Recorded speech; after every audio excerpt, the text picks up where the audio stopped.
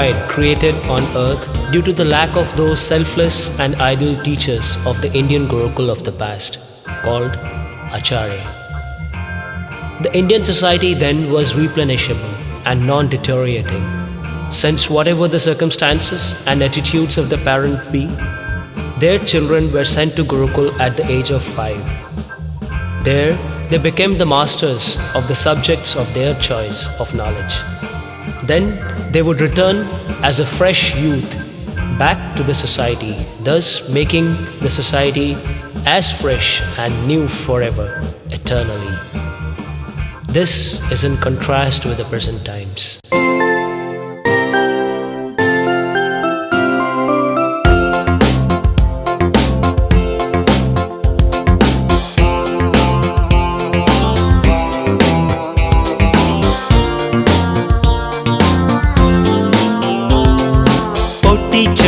Oh teacher, we love you. Oh teacher, oh teacher, we love you. Oh teacher, we can... हमारे देश में ऐसे ऐसे कोहिनूर है, ऐसे ऐसे हीरे हैं, जवाहरात हैं, जो जिससे पूरे दुनिया में लोगों ने जब जब जाना है उन लोग बड़े बड़े महान हुए हैं। तो वही सब कोहिनूरों को जो संस्कृत में है उसको मैं तुम लोगों को पढ़ूंगा और उसका मीनिंग बताऊंगा।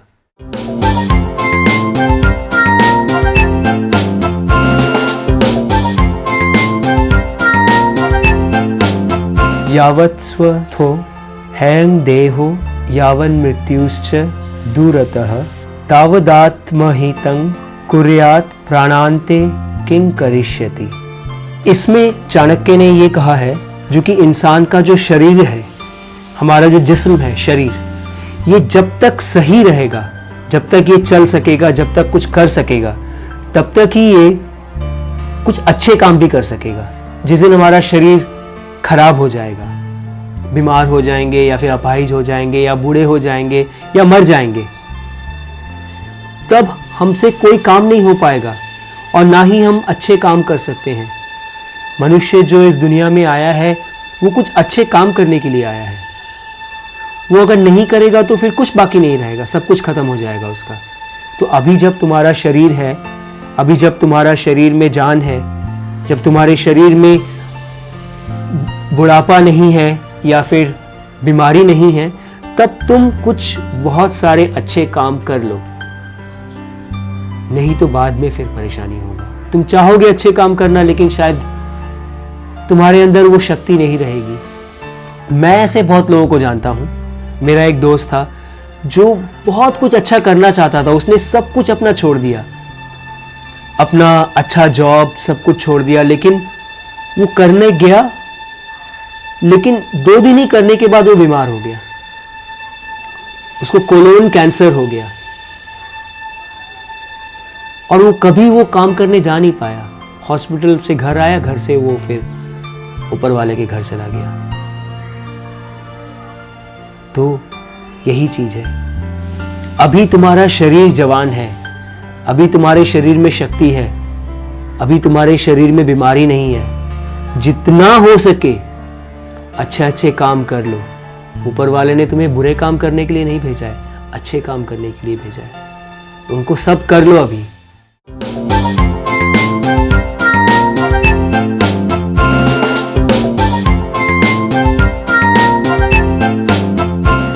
ओम भूर्भुवस्वः तस्य वितुर्वरेण्यं भर्गो देवस्य धीमहि धियो यो नः प्रचोदयात्।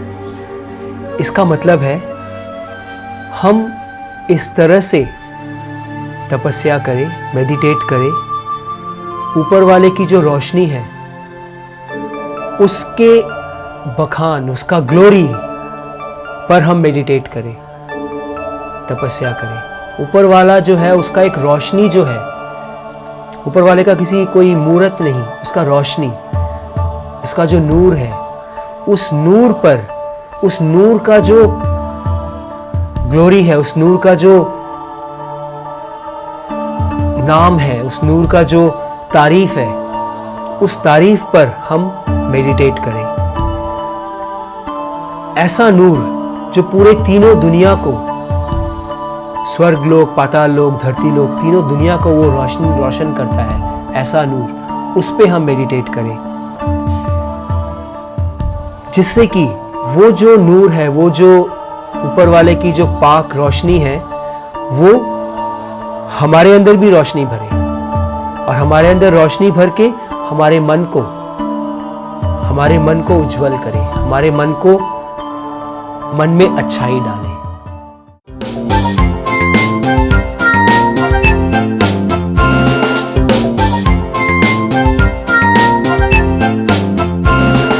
कस्य दोषः कुले नास्ति, व्याधिना को न पंडितः, व्यसनं केन न प्राप्तं, कस्य सौख्यं निरंतरम। इसमें चाणक्य ने ये कहा है कि संसार में हर एक इंसान में कोई ना कोई त्रुटि होती है। जैसे कोई इंसान ऐसा नहीं है जिसके वंश में कभी ना कभी कहीं ना कहीं कोई ना कोई खराबी नहीं है। हर एक के वंश में भी कहीं ना कहीं कोई ना कोई खराबी जरूर रहता है। उसी तरह से ऐसा कोई प्राणी भी नहीं है जो कभी भी किसी संकट में ना पड़ा हो, कभी कोई उसमें व्यसन रोग ना हुआ हो, ऐसा कोई प्राणी नहीं है। हर एक प्राणी में कभी ना कभी कोई ना कोई रोग उत्पन्न होता ही है। चाणक्य ने यह भी कहा है जो कि हर एक इंसान, कोई भी इंसान हर समय सुखी नहीं रहता है, कभी ना कभी उसमें दुख भी आते हैं। तो इसीलिए जब सुख मिले तब भी नॉर्मल रहो, क्योंकि दुख भी आ सकता है। जब तुम्हारे अंदर कोई रोग नहीं है तब भी ये मत सोचो जी कि कभी रोग नहीं हो सकता है, और अगर रोग है तो ये मत सोचो जी कि तुम कभी ठीक नहीं हो सकते। और अगर किसी के बारे में, किसी के वंश के बारे में, किसी के बारे में कुछ खराब बोल रहे हो तो ये भी जानो जी कि तुम्हारे वंश में भी खराब हो सकता है। तो कभी भी ये मत सोचो जी कि तुम्हारे पास सब कुछ है और किसी के पास नहीं है। कभी दंभ नहीं करना चाहिए, कभी ये नहीं सोचना चाहिए जो कि मैं सबसे अच्छा, मुझसे बेहतर कुछ नहीं है, मेरे पास जो है सबसे अच्छा है। ये ना करके ह्यूमिलिटी रहना, हम्बल रहना, वो ज़्यादा ज़रूरी है।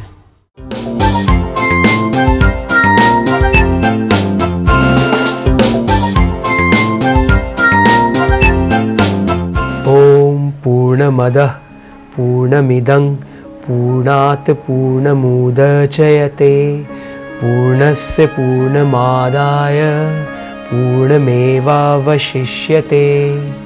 पता नहीं, मेरे ज्ञान के हिसाब से मुझे लगता है ये सबसे पूर्ण श्लोक है, सबसे कंप्लीट श्लोक है। मतलब ये तुम ऊपर वाले के लिए भी कह सकते हो, अपने आचार्य के लिए भी कह सकते हो, और खुद भी बनने के लिए हो सकता है। क्योंकि ये श्लोक को मुझे इंट्रोड्यूस किया था मेरा एक जर्मन भाई है, हेलमुट। वो संस्कृत पढ़ता है जर्मनी में। उसने मुझे बोला था कि कोराक, ये जो है श्लोक, ये तुम्हारे ऊपर जाता है। तब मैंने सोचा ये मेरे ऊपर क्या जाता है, मैं जरा पता करूं। जब मैंने पढ़ा, जब मैं समझा, तो मैंने ये जाना जो कि मुझे लगता है जो कि मैं कब से यही चीज को मैं कायम करने की कोशिश कर रहा था। जैसे कि आम के पेड़ में तो आम होगा ना, आम के पेड़ में तो नीम नहीं होगा।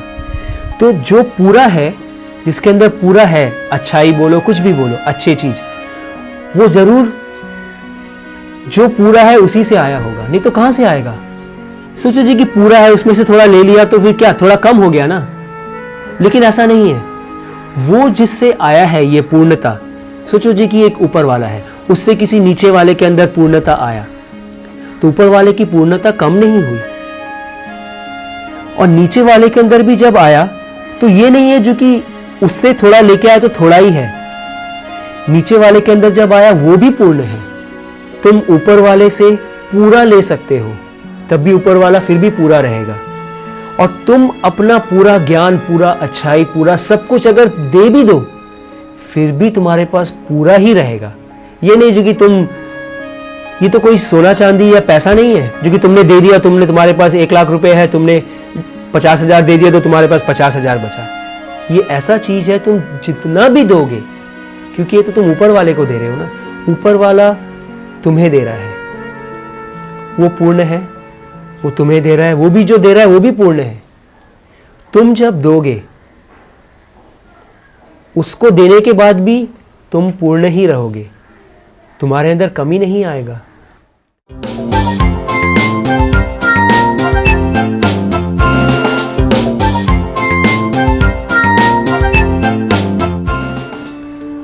असतो मां सद्गमय तमसो मां ज्योतिर्गमय मृत्योर्मा अमृतं गमय। इसको तुम अपने आचार्य के लिए भी बोल सकते हो, भगवान के लिए भी बोल सकते हो, खुदा, गॉड, जो भी बोलो, जिसको भी तुम अपने से बड़ा मानते हो, ऐसा बड़ा जिससे तुम्हें बहुत कुछ मिल सकता है, उसके लिए बोल सकते हो।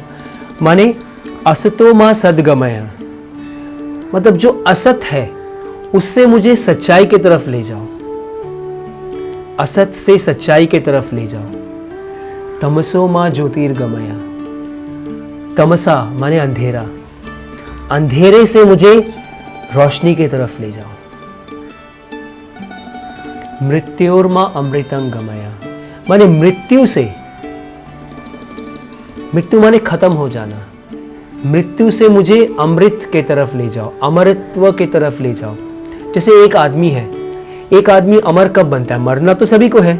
एक आदमी अमर कब बनता है? जब वो कुछ ऐसा काम करता है, जैसे कि चाणक्य है। चाणक्य तो कोई बच्चा भी नहीं है, उसका कोई बेटा भी नहीं है जो उसके वंश को आगे लेके जाएगा, लेकिन चाणक्य को अभी भी लोग याद करते हैं। कितने हजारों साल पहले वो था। क्यों याद करते हैं? क्योंकि उसने ऐसा कुछ काम किया है। इंसान का जो अच्छा काम है वो कभी मरता नहीं है। एक शिष्य अपने आचार्य से बोलता है जो कि मुझे तुम असत से सच्चाई की तरफ ले चलो, मैं जब असत के साथ रहूं तो मुझे खींचो, मुझे कुछ भी करो, मुझे ले चलो बस सच्चाई की तरफ। कभी कभी ऐसा होता है जो कि आचार्य उसको सच्चाई की तरफ लेता है, उसको डांटता है, उसको कुछ बोलता है, उसको समझाता है, वो उसको बुरा लग जाता है और वो छोड़ देता है पढ़ाई। तो उससे नुकसान किसका होता है? तो वो अंधेरे में ही रहेगा, असत में ही रहेगा और मृत्यु के साथ ही रहेगा।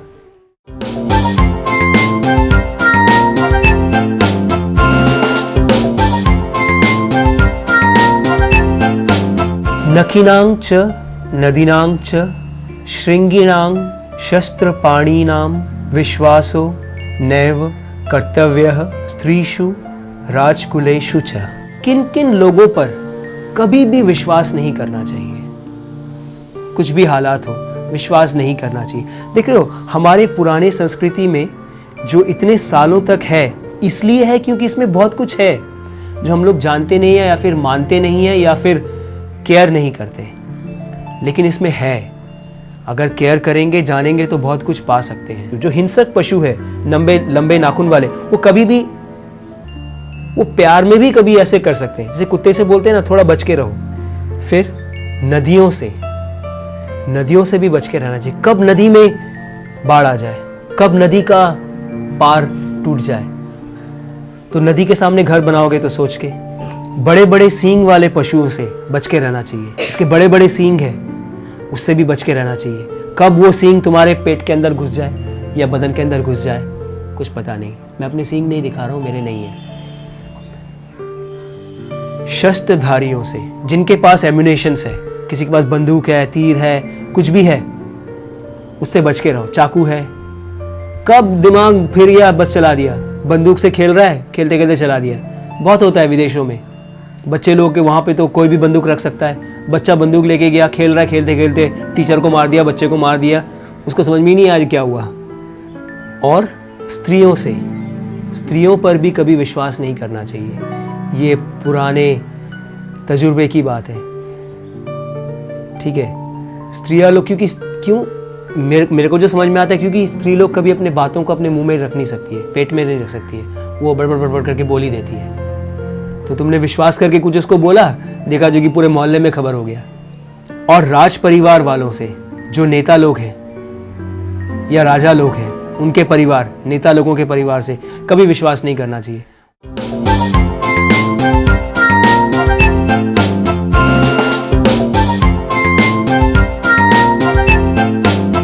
यथा चतुर्भिः कनकं परीक्ष्यते निघर्षण छेदन ताप ताड़न है। यथा चतुर्भिः पुरुषः परीक्ष्यते त्यागेन शीलेन गुणेन कर्मणा। असली सोना है, खाटी सोना है, इसकी पहचान 4 तरह से की जा सकती है। उसे घिसने से पता लगता है, काटने से पता लगता है, उसे आग में तपाया जाता है, फिर उसे कूटा पीटा जाता है। तो 4 तरह से हम एक असली सोने की जांच कर सकते हैं। इसी तरह से 4 गुण अगर इंसान में है, उससे हम 4 चीज से, उसके 4 चीजों से हम पता लगा सकते हैं जो कि इंसान कितना खाटी है। तो ये क्या 4 चीज है ये बताता हूं मैं, लेकिन उसके पहले मैं ये बताऊंगा जो कि किसी भी इंसान को देखोगे उसमें अगर इन 4 गुणों में से एक भी गुण है तो सोचो वो खाटी है, और अगर 4 गुण है तो सोचो जो एकदम 24 कैरेट आदमी है। लेकिन इसको एक गुरुकुल में बताने की क्या जरूरत है? इसलिए है, एक तो तुम इंसान की पहचान कर सकोगे अच्छे इंसान में और खाटी इंसान में और सिर्फ इंसान में, और दूसरा चीज ये है जो कि तुम वो 4 चीज अपने अंदर ला सको। पहला है त्याग। उस इंसान के अंदर कितना त्याग की भावना है, वो क्या क्या चीज त्याग चुका है, कितना त्याग सकता है।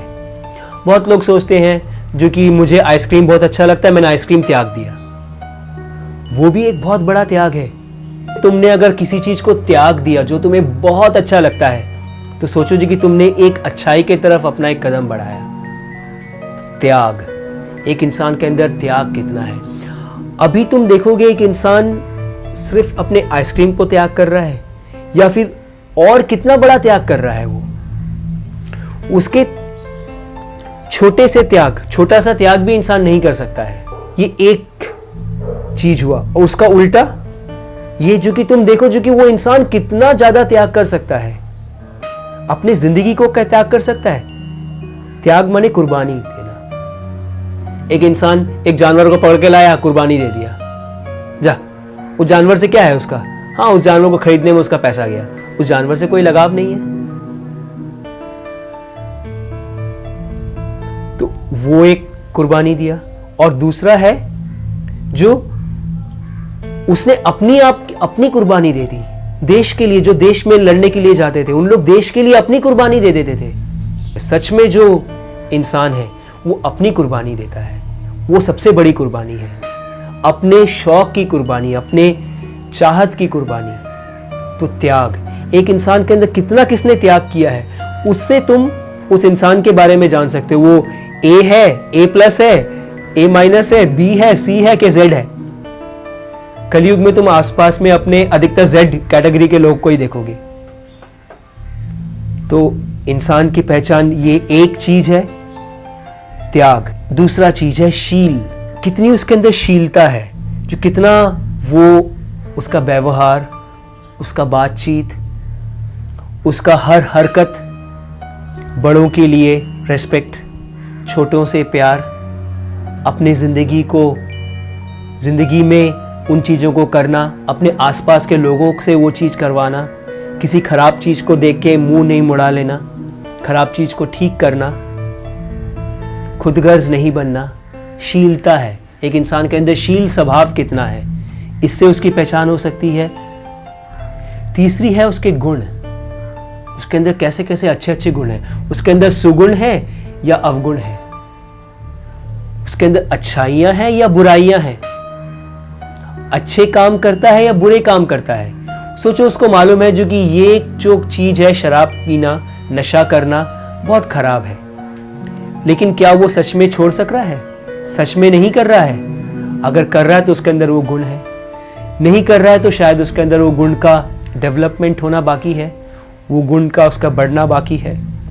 और जो चौथा चीज है वो है उसके द्वारा किए गए अच्छे कर्म।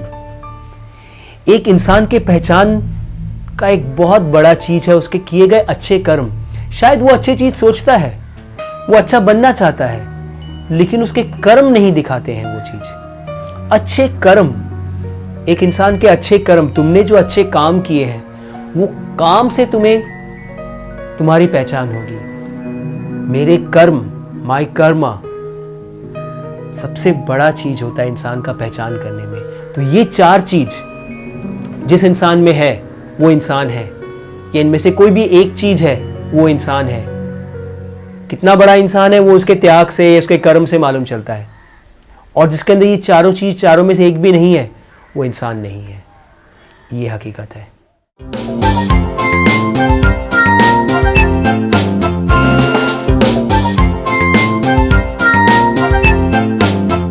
प्रलय भिन्न मर्यादा भवन्ति किल सागराः, सागरा भिन्न मिच्छन्ति प्रलयेस्पि न साधवः।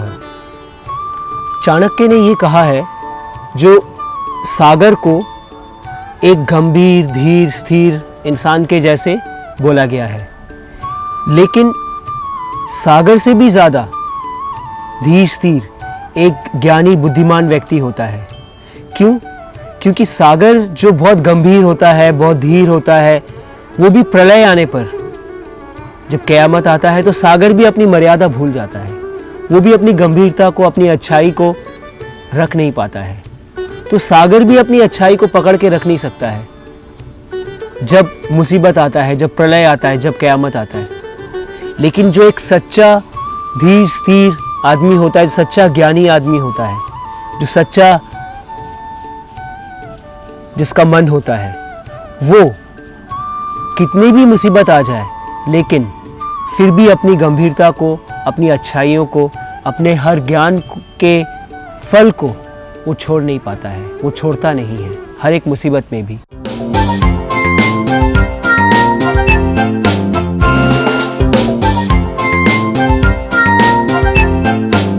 लालनाद वह वो दुषाढनाद वह वो गुणाः तस्मात् पुत्रं च शिष्यं च ताडयेन तू लालयेत। मतलब चाणक्य का ये कहना है, जो कि ज़्यादा लाड प्यार से पुत्र में और शिष्य में, दोनों में ही दोष उत्पन्न हो जाता है, उसमें खराबियां आने लगती है ज़्यादा लाड प्यार से। लेकिन इसीलिए कहा जाता है कि पुत्र को और शिष्य को ज़्यादा लाड प्यार नहीं देना चाहिए, उससे उसमें दोष उत्पन्न हो जाता है। और लाड प्यार के जगह अगर उसको ताड़ना किया जाए, उसे कोई भी खराबी करे उसको रोका जाए, कोई भी कुछ बुरा करे उसको रोका जाए, उसको टोका जाए, तो वो जानेगा जो कि क्या नहीं करना है, क्या अच्छा नहीं है, और क्या करना है जो अच्छा है।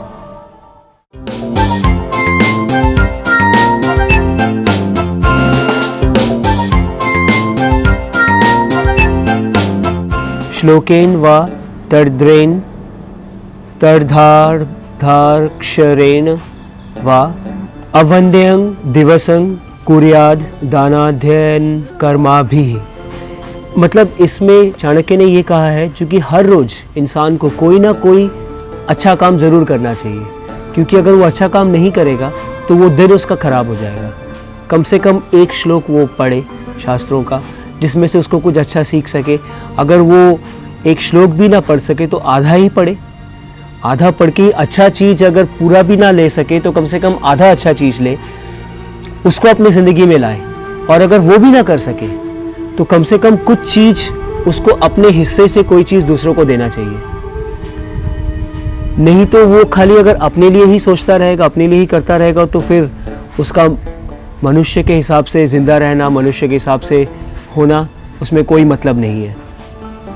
और तीसरा साधन है, अगर वो श्लोक भी नहीं पढ़ सकता है, कुछ अच्छी चीज़ भी नहीं पढ़ सकता है, तो कम से कम वो परोपकार करे, या फिर यज्ञ करके, या फिर अच्छे कर्मों से अपने उस दिन को पूरा करे। अच्छे कर्मों से, यज्ञ करके, तप करके, कुछ भी करके, यज्ञ करके, किसी भी तरह से अपने दिन में कोई ना कोई अच्छा काम ज़रूर करे।